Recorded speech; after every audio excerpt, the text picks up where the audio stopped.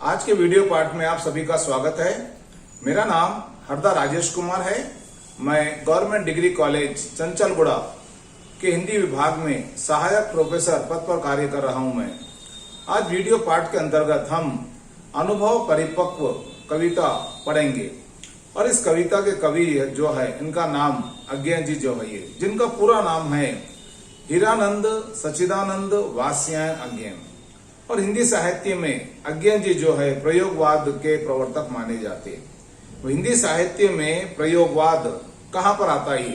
तो हिंदी साहित्य के काल विभाजन के अंतर्गत आधुनिक काल को जब अध्ययन की सुविधा के लिए उसका विभाजन किया गया, उसको बांट दिया गया, जैसे भारतेंदु युग, द्विवेदी युग, छायावाद, प्रयोगवाद, प्रगतिवाद, नई कविता, समकालीन कविता।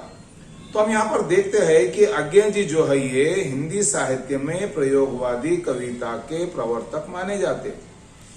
और हम जो कविता का जो शीर्षक है उन्होंने किस उद्देश्य से इस शीर्षक को रखा है, ये इस पर हम लोग थोड़ा सा ध्यान देंगे। तो शीर्षक का जो नाम है अनुभव परिपक्व। अनुभव का मतलब होता है अंग्रेजी में जैसे कहते हैं हम लोग एक्सपीरियंस, परिपक्व होता है मैच्योरिटी। अब आप देखेंगे कि भाई हमारे जीवन में जो है ये हर व्यक्ति को जो है हर चीज का कहीं ना कहीं अनुभव होता ही है। और वो अनुभव जो होता है व्यक्ति को जो है अपने भविष्य में, वर्तमान में हमको क्या करना है ये उसकी एक दिशा निर्देश करता है ये। और हम भूतकाल में हमने क्या गलती की, क्या हमको सुधरना था, हमने क्या अच्छा किया, हम उससे क्या सबक ले सकते हैं, ये जो बातें होती है व्यक्ति को समय के साथ चलते हुए उसका हमें अनुभव होता ही। और जो अनुभव होता है वह अनुभव ही हमारे जीवन में स्मृतियों के रूप में रह करके आगे आने वाले समय में हमको किस तरह से काम करना है यह हमको एक तरह का मार्गदर्शन करता है। और हम देखते हैं कि भाई हमारे मानव जीवन की जो अवस्थाएं होती है, चाहे वो शिशु हो, चाहे छोटा बच्चा या बच्ची हो, चाहे वहाँ युवावस्था में हो, चाहे वहां प्रौढ़ अवस्था में हो, चाहे बुढ़ापे में हो, तो समय के साथ जो है इंसान के जीवन के जो पड़ाव होते हैं उसमें परिवर्तन आता है। और जो परिवर्तन आता है वह परिवर्तन समय के साथ, संदर्भ के साथ, परिवेश के साथ, जीवन यापन शैली के साथ बदलता चला जाता है। और हम सामाजिक प्राणी हैं हम लोग, और सामाजिक प्राणी होने के नाते हम समाज में जब रहते हैं तो समाज से हमारा संबंध जुड़ा हुआ रहता है। और जब हम समाज से जुड़े हुए रहते हैं तो समाज की सामाजिक गतिविधियों से भी हमारा संबंध बना हुआ रहता है। और जब हम बने हुए रहते हैं तो हमारा जो संबंध रहता है, हमारा तो संबंध पहले पारिवारिक जीवन से रहता है, सामाजिक जीवन से रहता है, सांस्कृतिक जीवन से रहता है। क्योंकि जो संस्कार भी जो होते हैं व्यक्ति को जो है उसको बनाते भी है और व्यक्ति को संवारते भी है ये। और जो हम बात कर रहे हैं अनुभव परिपक्व जो है ये, इन सबके साथ में व्यक्ति का निर्माण होता है, व्यक्ति के चरित्र का निर्माण होता है, व्यक्ति के व्यक्तित्व का निर्माण होता है। अक्सर इसमें बताना चाहते हैं कवि, भाई बचपन में जो बच्चा रहता है वो बच्चा किस तरह से अपनी माँ से, अपने पिताजी से मांग करता है, हट करता है, जिद करता है, शरारतीपन करता है। और उसकी जो शरारत जो होती है, उसकी जो हट होती है, जो मांग होती है, वो उसके बचपन में क्या रूप होता है। परंतु वही बच्चा जैसे हम स्कूल में डालने के लिए बच्चों को भर्ती कराने के लिए जाते हैं तो वहां लड़का जो है ये पहले तो स्कूल जाने से आनाकानी करता है, ना बोल के कह देता है। पर जैसे जैसे वहां पर के हालात से, माहौल से जब वहां मिलना जुलना घुल मिल जाता है ये, उस माहौल का एक अंग बन जाता है ये। चाहे वो अपनी कक्षा का हो, चाहे वो स्कूल का एक अंग बन जाता है। और कई बच्चे ऐसे रहते हैं जिनका जो माहौल होता है वो माहौल उनको उभरने नहीं देता है। और इस तरह से हम यहाँ पर देखेंगे कि जो बचपन की जो अवस्थाएं रही है ये, चाहे वो बचपना हो, चाहे उससे थोड़ी बड़े हो जाए हम, चाहे वो युवावस्था में हो, चाहे प्रौढ़ावस्था में हो, चाहे बुढ़ापे में आ जाओ, तो इस तरह की जो अवस्थाएं बनी हुई होती है ये, उन अवस्थाओं का जो है ये अज्ञेय जी ने अपनी इस छोटी सी कविता के माध्यम से मानव जीवन के सामने रख करके यह बताने का प्रयास किया है कि व्यक्ति को जो है समय के साथ कुछ ना कुछ अनुभव लेना पड़ता है। उस अनुभव को जो है ये उसके साथ में व्यक्ति की सोच, उसकी बौद्धिकता, उसकी शारीरिक मानसिकता क्षमता को भी बनाए रखना जरूरी होता है। क्योंकि जो बौद्धिक क्षमता होती है ये, वही बौद्धिक क्षमता मानसिक सफलता का रास्ता तय करती है। मतलब देखेंगे बौद्धिक, शारीरिक और मानसिक तीनों में तालमेल होना चाहिए।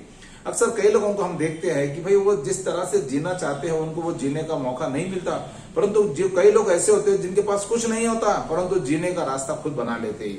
तो ये बचपन से लेकर के बड़े होने तक की जो अवस्थाएं चली है ये उसका अज्ञे जी ने छोटी सी कविता के माध्यम से बताने का प्रयास किया।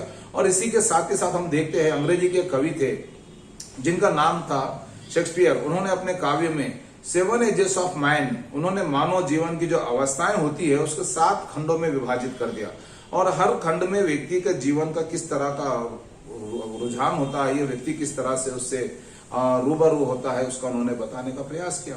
तो इस छोटी सी कविता को हम लोग, छोटी नहीं कविता कविता ही है भाई, उनमें जो है कवि की अपनी भावनाएं, उनके विचार, उनका चिंतन, उनका अनुभूति, उनकी सोच, उनका दृष्टिकोण क्या है, हमको इसको विस्तार से देखना पड़ेगा। और इस विस्तार से देखने के पहले हमारे लिए यह जरूरी हो जाता है कि हम कवि के व्यक्तित्व और कृतित्व पर प्रकाश डालें, क्योंकि व्यक्ति बनता है और बनते बनते बन भी जाता है और कई को बना भी देता है। और इस तरह से हम जो है आगे कविता को पढ़ने के पहले जो है हम आज अज्ञे जी के व्यक्तित्व और कृतित्व पर प्रकाश डालेंगे। उसके बाद हम अपनी कविता के पड़ाव की तरफ, कविता के आगे के पठन पाठन की तरफ हम जाएंगे और उसका हम लोग जो है ये भाई, चाहे वो कविता के कठिन शब्दार्थ क्यों ना हो, उसकी व्याख्या क्यों ना हो, चाहे उसका भावार्थ क्यों ना हो, हम उसकी तरफ आगे हम लोग कदम बढ़ाएंगे। कवि परिचय के अंतर्गत हम देखते हैं कि अज्ञे जी का पूरा नाम सच्चिदानंद हीरानंद वात्स्यायन है।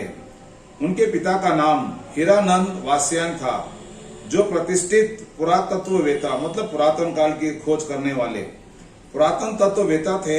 अज्ञे का जन्म 7 मार्च सन 1911 को उत्तर प्रदेश में गोरखपुर के पास देवरिया जिले के कसिया नामक गांव में हुआ था। अज्ञे को अपने पुरातत्ववेता पिताजी के साथ पूरे भारत में घूमने का अवसर प्राप्त हुआ था। अतः उन्होंने श्रीनगर, नालंदा, पटना, लखनऊ, बड़ौदा, ऊंट कमंड तथा मद्रास आदि स्थानों में आरंभिक जीवन काल व्यतीत किया अर्थात बिताया वहां पर। उनकी शिक्षा का आरंभ घर पर ही संस्कृत, फारसी और अंग्रेजी के अध्ययन से हुआ। उन्होंने लाहौर से बीएससी की परीक्षा प्रथम श्रेणी में उत्तीर्ण की।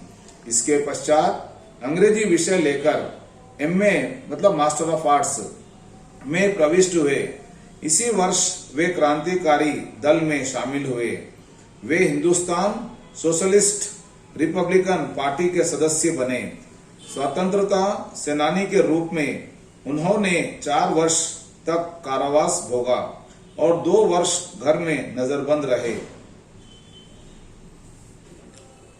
आगे हम देखते हैं कि अज्ञे ने विविध क्षेत्रों में रहकर जीवन का बहुविध अनुभव प्राप्त किया था। संपादन के क्षेत्र में सैनिक, विशाल भारत, प्रतीक, दिनमान आदि पत्र पत्रिकाओं में उनका महत्वपूर्ण योगदान रहा। सन 1940 से 1942 तक दिल्ली में आकाशवाणी में कार्य करने के पश्चात उन्होंने 1943 से 1946 तक भारतीय सेना में अपनी सेवाएं प्रदान की। सन 1955 से 1960 तक उन्होंने Europe, Japan, Philippines, France, America आदि विदेशों की यात्रा की। इस प्रकार जीवन और जगत के विविध रूपों को निकट से देखने का अज्ञे जी को अवसर प्राप्त हुआ। इस वैविध्यपूर्ण मतलब अलग अलग वैविध्यपूर्ण गहन अनुभव ने ही उन्हें एक सशक्त मतलब सफल साहित्यकार बना दिया। अज्ञे की साहित्यिक प्रतिभा विविध मुखी रही, अर्थात देखिए एक ही व्यक्ति है ये, परंतु उसने साहित्य की जो विधाएं आती है, जैसे वो काव्य हो, उपन्यास हो, नाटक हो, कहानी हो, यात्रा वृत्तांत हो, निबंध हो, चाहे वो संपादन क्यों ना हो, चाहे वो आलोचना क्यों हो, चाहे नाटक क्यों ना हो, हर क्षेत्र में उन्होंने अपनी पकड़ बनाए रखी थी। और यहाँ पर हम देखते हैं कि अज्ञे जी जितने प्रतिभामुखी साहित्यकार रहे, उन्होंने गद्य और पद्य में समान रूप से अधिकार बनाए रखा। और उनकी रचनाओं के बारे में जब हम देखते हैं, काव्य के अंतर्गत उनकी रचनाओं में नाम आते हैं भग्नदूत, चिंता, इत, लम, हरी घास पर क्षण भर, बावरा अहेरी, इंद्रधनुष रौंदे हुए थे, अरे ओ करुणा प्रभामय, आंगन के पार द्वार, सुन हले शैवाल, कितनी नावों में कितनी बार, सागर मुद्रा दुर्वा। यहाँ तक हो गया काव्य संग्रह के अंतर्गत। आगे है उपन्यास के अंतर्गत हम देखेंगे कि अज्ञे जी ने कौन कौन से उपन्यास लिखे, जिसमें से है शेखर एक जीवनी, द्वितीय भाग नदी के द्वीप, अपने अपने अजनबी। उसी तरह से हम आगे देखेंगे कहानियों के अंतर्गत अज्ञे जी की कहानियां कौन कौन सी रही है। ये विपत गा, परंपरा, कोठरी की बात, शरणार्थी, जय दोल, ये तेरे प्रतिरूप। उसी तरह से हम आगे बढ़ेंगे। यात्रा वृत्तांत का भी उन्होंने अपने साहित्य के माध्यम से अपने अनुभव को रखा है, जिसमें नाम आता है अरे यायावर रहेगा याद, एक बूंद सहसा उछली।